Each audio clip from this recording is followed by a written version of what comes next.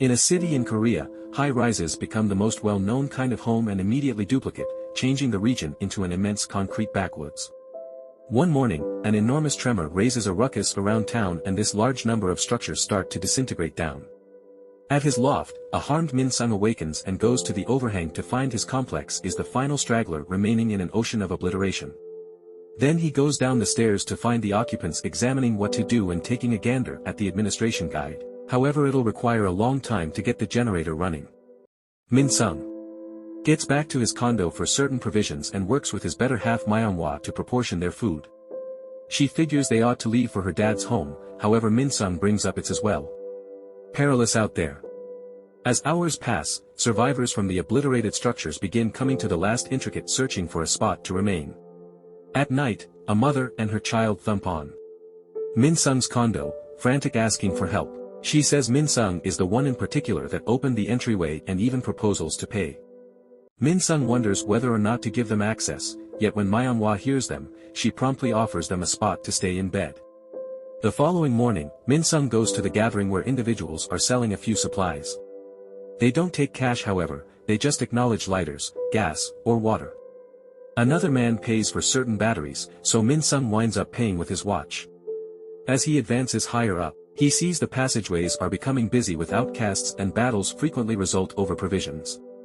At the point when a peach can inadvertently falls and moves under a love seat, Min-sung races to recover it, just to unnerve a lot of bugs into emerging. In the loft, Myung-hwa is showing the youngster how to utilize a walkie-talkie and when Min-sung returns, he goes directly to the room. Myung-hwa goes along with him and finds the peaches, however when she attempts to impart to the others, Min-sung stops her, saying they've procured the right of a treat for just them. Several beginnings partaking in the peaches just to be intruded on by the mother who needs to pose an inquiry. Presently they must choose the option to impart the peaches to them. As days pass, the weather conditions gets colder and more outcasts continue to come. Min-sung is beginning to get irritated on the grounds that he thinks these individuals are manhandling the accommodation. Out of nowhere they hear individuals battling and Myung-hwa goes to mind an injured man since she's a medical caretaker. At that point smoke begins emerging from behind an entryway and the loft detonates on fire, making everybody step back. Anyway youthful Tak comes through with a fire dowser and attempts to put off the blazes. Sadly it isn't sufficient, so all things considered he hurries to deliver the crisis hose and gives it to Min-sung, who races to battle the flares. He cannot handle the hose however, so youthful Tak comes through once more and takes it inside to stop the fire at last. A short time later, the others say thanks to youthful Tak for his gallantry, and they consent to an extraordinary gathering including just the structure inhabitants. GMAE attempts to keep things coordinated, yet soon a contention follows over how to manage the outcasts. Myung-hwa says they ought to attempt to figure out how to experience all together, yet many individuals dissent, and GMAE calls attention to the number of these individuals come from fancier structures and used to peer down on them for being working class, also supplies are running short.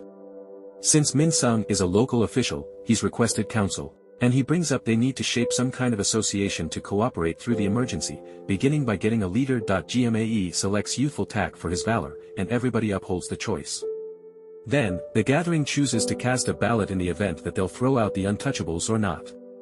They utilize a framework with individuals going into a room individually and putting a white or a dark stone inside a boot so the votes can be mysterious. Whenever everybody has casted a ballot, they really take a look at the stones and affirm most occupants need to get rid of the pariahs, however they'll need to make an arrangement first. Later at night, Myung-hwa asks Min-sung what variety he picked, however evades the inquiry. At that point the youngster requests that she assist him with getting to the washroom, so while Myung-hwa disappears, Min-sung takes a gander at his wounds and has a flashback of what occurred before the quake arrived at his home. He had been downtown in the space that got hit first, and he and different men were attempting to push a truck to save a lady stuck inside. Anyway when the obliteration started drawing nearer, everybody took off, so Min-sung concealed inside a vehicle and watched the lady bite the dust. His vehicle was pushed around 2 or multiple times as well, however because of the safety belt he had the option to make do. The following day, youthful Tak asks Min-sung to lead the counter-wrongdoing team since he went through military assistance some time prior. A while later, youthful Tak and GMAE assemble all the pick team pioneers, who all have military preparation. A man says the pioneers ought to be just proprietors and not tenants, however GMAE brings up there's no bank or CASH here, they're all equivalent. They consent to meet at day break for certain weapons, in the event any untouchable attempts to oppose. However, they explain they shouldn't kill anybody. Out of nowhere, Dukyun reports his well-being isn't adequate for this and stops, making everybody judge him. A short time later, Minsung gets a metal bar from his closet to use as a weapon, which stresses Myunghwa. At first light, youthful Tak minds his mom prior to joining the group. GMAE makes a major declaration about conceivable void spaces to make the outcasts leave the structure, and Myunghwa needs to express farewell to the mother and the youngster. When every one of the untouchables are out of the entryway, the team emerges with walls and youthful Tak lets the pariahs know that they can't live there any longer. Before long, everybody is grumbling, particularly in light of the fact that the temperature will freeze them to death and there are unfilled condos in the structure. It's then uncovered that the region's representative is in the group as well, and he attempts to offer a discourse, yet youthful Tak isn't anxious about his situation and throws him out as well. A pariah calls him out for treating the public authority with discourtesy and advises the others to begin pushing their direction inside. Turmoil quickly results as the team attempts to impede the ways to prevent the outcasts from entering. However, they push so hard that the glass breaks. The team falls and a couple of untouchables assault them. Be that as it may, after some battle, they figure out how to push them back and more individuals descend from the condos to help. Youthful Tak gets injured all the while, and when the outcasts are moved back by utilizing the walls, he shouts at them with blood all over, causing an unnerving impression. At that point, a few inhabitants begin tossing rocks from their lofts, and the untouchables take off. Everybody celebrates with the exception of Myunghwa, who is upset by this savagery. During the next days, the occupants cooperate to reconstruct any harm to the structure and offer every one of the provisions. They likewise construct an entryway around the complex to prevent everybody from crossing into their region. GMAE lays out certain principles. Just occupants might live there, it's taboo to go in and out freely to stay safe, no flames ought to be begun, and apportions are given by one's commitments so no one will relax. With regards to individual cleanliness, as a result of the absence of water, they should place their dung in sacks and toss it into an opening in the ground. A lot of teams are likewise shaped for association. The counter-wrongdoing force is accountable for watches and keeping everything under control, and they permit any man more seasoned than 16 to join. The apportions force appropriates the provisions appropriately, and the support force deals with fixes. There's likewise a clinical power that assists with wounds. Everybody is glad to be cooperating and working on their living space. At the point when the absence of provisions starts to be an issue, Minsung and a couple of men pass on the complex to go searching for food in the city ruins. The further they go, the more bodies they track down on the ground, including the representative. Unexpectedly, the inhabitants see a blast somewhere far off, yet fortunately the gathering figures out how to return securely. They've brought back some food, however a large portion of it is rotten. From that point on, Minsung's gathering passes on each day to really look at each structure on the guide. The main time they view as an intricate standing, they just track down bodies inside, and it's all the consequence of human savagery. They really do bring some food back at times, however it's not a lot and they're in every case short on provisions. One night while they're out there, youthful Tak and Minsung talk while watching one more blast somewhere far off, and Minsung says he thinks they'll be compensated for all the enduring they're going through. He likewise remarks that Myunghwa had an unnatural birth cycle last year, which clarifies her requirement for safeguard the youngster. In the interim at the complex, Myunghwa is stunned to see the youngster on an adjoining gallery. He actually has the walkie-talkie. She races to her place to find her own walkie-talkie and converses with the kid, discovering that Dukyun is concealing him and his mom in his loft. Back to the rescuing group, they find a passage that allows them to get to another area and find a supermarket. At the point when they attempt to enter, the proprietor emerges and points his weapon at them, advising them to leave. While youthful Tak attempts to speak with him, Minsung moves toward the man from behind and hits him, making him discharge his weapon and shoot one of the power individuals. The gathering quickly incapacitates him and an enraged youthful Tak pummels him. A while later the gathering strikes the store, taking the food yet in addition the canines. On out, Minsung sees two kids crying over their father's body. Close by, a gathering of survivors examine the gossipy tidbits about a perplexing heaven, however when they see the group stroll by, they get terrified and raced to stow away. In a little while, the occupants set up a unique party outside to commend the new year, despite the fact that Myunghwa doesn't believe it's smart. Unexpectedly, two occupants get frightened when they see something moving toward in obscurity, however it's simply a lady called Haiwon. She used to live here with her folks, yet she left with her mom after they found the dad had cheated. Her condo used to be close to Youthful Tak's, yet she doesn't recall him. Since they find confirmation of her having lived there previously, they formally acquaint her with the other inhabitants with a warm gladly received. A while later the festival go on with some karaoke because of the generator being associated with the machine for the unique event. While Youthful Tak sings, he ponders the reality Haiwon didn't remember him and a flashback uncovers reality. His genuine name was Sabium and he used to be a cab driver. Before the seismic tremor, he broke into the condo having a place with the genuine Youthful Tak, who worked for an association that defrauded individuals.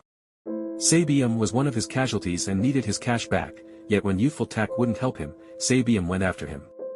Youthful Tak figured out how to wound him, yet Sabium didn't surrender and tossed him on the floor to kill him by filling his mouth with the stones while Youthful Tak's mom watched and had a seizure. At that point, Sabium got a call from his significant other and girl, who were shouting at him on the grounds that the obligation gatherers had dropped by to take everything. Then the quake occurred, and since his better half loathed him at any rate, Sabium remained there and assumed control over the character of Youthful Tak. At some point some other time when the inhabitants go to get their week-by-week apportions, a contention follows in light of the fact that it's scarcely sufficient to live. The counter-wrongdoing force gets more food than the others and a man calls it unreasonable while showing the scar he gained when he was dealing with fixes. He likewise blames the counter-wrongdoing force for being killers, which is heard by Myeonghwa. GMAE closes the contention by letting them know that on the off chance that they could do without it, they ought to leave. Later in private, Myeonghwa asks Minsung in the event that he killed anybody. Minsung tells her there was an occurrence yet that the person didn't bite the dust, but Myeonghwa is appalled by such viciousness and tells him not to go on those searches any longer. Subsequently, Myeonghwa takes a portion of her extra supplies to Dukyun to help the secret untouchables. In the meantime Youthful Tak visits Haiwon with the reason of bringing her a warmer. He additionally inquires as to whether she knows his mom, and when she says okay, Youthful Tak corners her against the wall. With a compromising voice, he inquires as to whether she recollects that him now, so Haiwon lies and expresses yes for her well-being. Minutes after the fact, Haiwon is having an injury kept an eye on by Myeonghwa, who asks how things are outside. Haiwon says it's damnation out there, however there's talk of a gathering living close to the station. At the point when different ladies in the room start offering remarks, Haiwon calls them out for their protected expectation and brings up there are many bodies out there that they're overlooking. The ladies reprimand her for being inconsiderate and blame her for exploiting their work since she showed up later. They additionally affront her father. Hurt, Haiwon steps out and when Myeonghwa follows her, she tells her that everybody here is insane on the grounds that Youthful Tak is definitely not a genuine inhabitant and they treat him well yet they don't do likewise with her. Their discussion is intruded on when they hear shouting. They found an inhabitant body that was killed by the outcasts when he crossed the entryway alone. The executioners even left a message with blood saying everybody would pay soon. This helps Youthful Tak to remember having found his girl's body in the city remnants, and he promptly reports that from here onward there will be severe command over who leaves the perplexing and the quantity of watchmen will be expanded. Later at night, Youthful Tak goes to Dukyu's condo and glances around, bringing up Dukyu has bunches of furniture he ought to give for wood.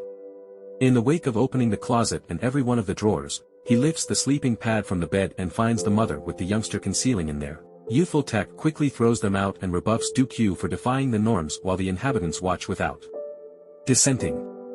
Then, at that point, Youthful Tak tells Minsung that his better half was involved as well. Thereafter in private, Minsung reprimands Myeonghwa for nearly causing them problems.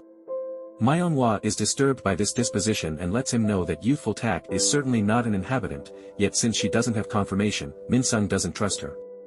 Then, at that point, he pursues Youthful Tak and tumbles to his knees to apologize, so Youthful Tak advises him to work harder.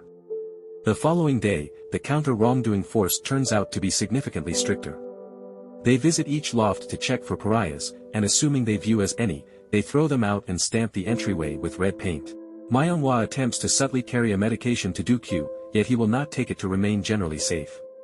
When the purging is finished, Youthful Tak causes the standard breakers to apologize on different occasions, kneeling down while reporting now the structure just has genuine occupants in it. At that point they hear hollering and notice Dukyu remaining on the gallery. After he says this is completely off base, he tumbles to his demise. Later while the inhabitants are consuming the body, a little tremor causes a structure close by to fall and this breaks an immense tank that at long last gives them water once more. While everybody observes, Myonghwa approaches Haiwan and gets some information about youthful Tak. Before she moved away, Haiwan got a bundle unintentionally and took it to her neighbor, who was the genuine youthful Tak. Before long, Jia Mei approaches youthful Tak to make sense of they have water presently yet they're practically out of food, so youthful Tak reports another gathering is going on a mission to track down food. Haiwan and Myonghwa utilize this opportunity to make an opening in Haiwan's wall and break into youthful Tak's condo. They glance around however find no hints since youthful Tak disposed of them, so Haiwan asks the old woman, yet she has no clue about what's happening. The pair is prepared to surrender yet on out. Haiwan sees the clothes washer is oddly fixed. They continue to open it and are upset to find the genuine youthful Tak inside. In the meantime, the gathering ventures farther than any time in recent memory and at last finds an obliterated food court. The main way in is an exceptionally close passage loaded up with bodies, so Minsung volunteers to cross it. He's sickened by the bodies and even thinks he sees a hand move, however he remains solid and arrives at the end. In the wake of breaking some glass, he's really glad to find a room loaded with food. The gathering promptly deals with getting everything out, and when they begin advancing back, Minsung sees a fastener that he snatches for his significant other.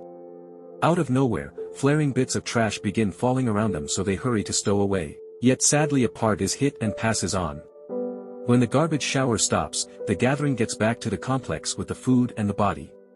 Jia Mei is crushed to see her child dead and slaps youthful Tak for not safeguarding him like he guaranteed. The second is intruded on by Haiwan, who shows everybody the genuine youthful Tak's ID and makes a few men draw out the machine with the body. Everybody begins terrifying and requesting a clarification. So youthful Tak snaps, calling attention to that he gave his life for this complex and they wouldn't be here without him. He additionally specifies that he was defrauded, so the loft is in fact his. Anyway, no one upholds him and Jia Mei shouts at him once more, motivating everybody to holler as well. The angry group starts pushing youthful Tak to throw him out, yet he figures out how to pull away and pursue Haiwan, who he drives into the fertilizer opening. Unexpectedly, Minsung shows up with a weapon close by. Yet, he can't force himself to shoot, so youthful Tak effectively takes the weapon from him. At that point, the entryway starts disintegrating down, and the pariahs at long last break in to seek their retribution. Numerous men remain to battle and youthful Tak starts shooting individuals out of control, yet most occupants take off. Myonghwa and Minsung conceal in their loft, yet an individual comes in and assaults Minsung, intensely injuring him. Myonghwa comes with all due respect and nearly winds up dead, yet Minsung recuperates and saves his better half by killing the person. A while later, several leaves the condo and seeing the mob outside, they choose to leave the complex. Out of nowhere, somebody tosses a bomb at the structure and youthful Tak kicks it away, yet it actually detonates above them and kills many individuals. Youthful Tak is truly harmed yet advances into this loft, just to fall and kick the bucket when he makes it inside. Then, at that point, a lot of individuals enter to take his things, and soon a great many people begin abandoning the complex. Back to Myonghwa and Minsung, they stow away in an obliterated loft for the night as it downpours. Minsung is in torment, however Myonghwa doesn't have the provisions to help him. The next day, they continue strolling around overlooking different survivors until dusks once more, so they conceal in an obliterated church. Before they nod off, Minsung gives Myonghwa the hairpin and says he's happy he wedded her. The following morning, Myonghwa awakens to see a lovely light impact on the windows, yet she likewise finds Minsung is dead and weeps hysterically. Out of nowhere, she's tracked down by a gathering of survivors that welcome her to accompany her. Myonghwa is taken to the gathering close to the station that Haiwan referenced, and she's amazed by how tolerating they are. She's given food and a spot to remain without a second thought, and outside food is being partaken in equivalent sums, demonstrating people can decide on benevolence in the event that they need to. Subscribe for more videos, turn on notifications, and leave a like to support the channel. Thank you for watching.